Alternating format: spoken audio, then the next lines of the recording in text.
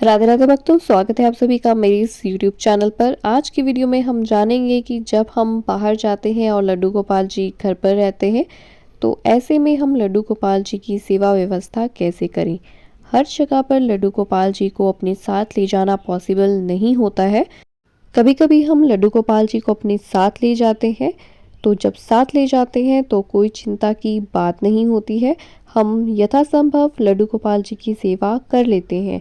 लेकिन जब हम लड्डू गोपाल जी को अपने साथ नहीं ले जा सकते तो ऐसे में हम उनकी सेवा व्यवस्था कैसे करें। तो देखिए, दो उपाय हैं।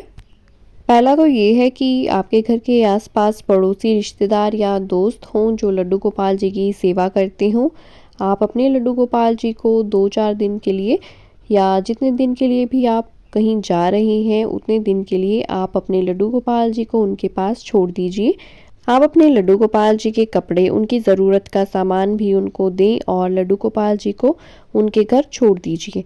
जब आप आएंगे तो उनके घर से आप अपने लड्डू गोपाल जी को वापस अपने घर ले आएं। और कभी ऐसी कंडीशंस भी आ जाती हैं कि आप किसी के पास भी अपने लड्डू गोपाल जी को छोड़कर नहीं जा सकते, तो फिर हम लड्डू गोपाल जी की व्यवस्था कैसे करें, तो इसके बारे में भी आज मैं आपको इस वीडियो में बताऊंगी। तो वीडियो को आप पूरा देखना।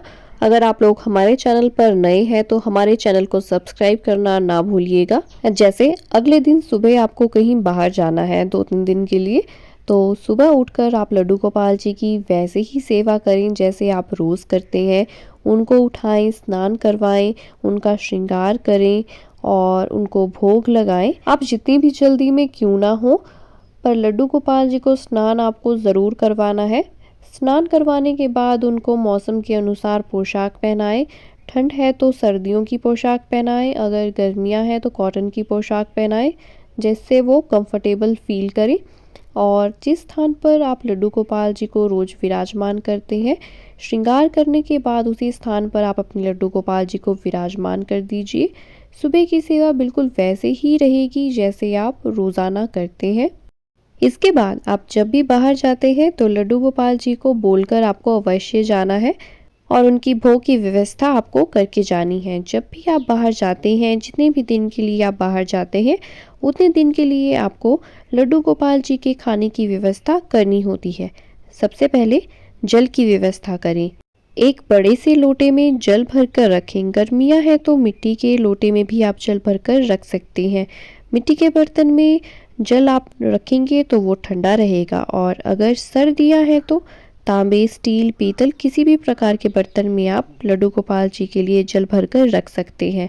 जल को ढक कर रखना है और लोटे पर तुलसी का पत्ता आपको ज़रूर रखना है। इसके बाद भोग व्यवस्था आपको कैसे करनी है। भोग व्यवस्था के लिए आपको ड्राई फ्रूट्स लेने हैं। अलग अलग तरह के आप लोग ड्राई फ्रूट ले सकते हैं। जैसे 5 दिन के लिए अगर आप बाहर जा रहे हैं तो 5 प्रकार के ड्राई फ्रूट्स रख लीजिए और उसमें तुलसी का पत्ता आपको ज़रूर डालना है, क्योंकि जैसा कि आप सबको पता ही है, तुलसी के बिना लड्डू गोपाल जी भोग या जल ग्रहण नहीं करते हैं। तुलसी का पत्ता नहीं है तो आप तुलसी माला का भी प्रयोग कर सकते हैं, वहाँ पर आप तुलसी माला रख दीजिए। ये सारे ड्राई फ्रूट्स आपको किसी डब्बे में भर कर रखने हैं। डब्बे को बंद करके ही रखें, क्योंकि अगर डब्बा खुला रहेगा तो चींटियाँ भी उसमें लग सकती हैं। जब भी लड्डू गोपाल जी को भोग लगाया जाता है उस समय 3 बार ताली बजाई जाती है। या तो आप घंटी भी बजा सकते हैं या तो आप ताली भी बजा सकते हैं। और बाहर जब भी आप भोजन करें तो उससे पहले आपको लड्डू गोपाल जी का ध्यान ज़रूर करना है। गौ माता को लड्डू गोपाल जी के पास रखना ज़रूरी है। जब भी आप घर से बाहर निकलते हैं तो सबसे पहले लड्डू गोपाल जी के सामने हाथ जोड़ें और उन्हें बताएं कि आप कहाँ जा रहे हैं, कितने दिन के लिए जा रहे हैं, और लड्डू गोपाल जी को कहकर जाएं कि हे ठाकुर जी, हम 2-3 दिन के लिए बाहर जा रहे हैं, 2-3 दिन में हम लोग लौट आएंगे, हमारे पीछे से आप घर का ध्यान रखिएगा और अपना ध्यान भी रखिएगा। भोग हमने रख दिया है और जल भी हमने रख दिया है, तो आप समय समय पर भोग ग्रहण कर लीजिएगा। फिर जाते समय गौ माता जी से भी प्रार्थना करिएगा कि हे गौ माता, कुछ दिनों के लिए हम बाहर जा रहे हैं, लड्डू गोपाल जी को आपके पास छोड़कर जा रहे हैं, तो हमारी अनुपस्थिति में आप लड्डू गोपाल जी की सेवा करिएगा। अक्सर आपने कई घरों के मंदिर में लड्डू गोपाल जी के साथ बछड़े को दूध पिलाती हुई गाय की मूर्ति को स्थापित देखा होगा। तो सबसे पहले तो मैं आपको बता दूं कि कान्हा जी को गोपाल नाम से भी जाना जाता है। गाय कान्हा जी को सर्वाधिक प्रिय है, इसलिए बछड़े को दूध पिलाती हुई गौ माता की मूर्ति लड्डू गोपाल जी के पास स्थापित की जाती है, जिससे वे बहुत ज़्यादा प्रसन्न होते हैं।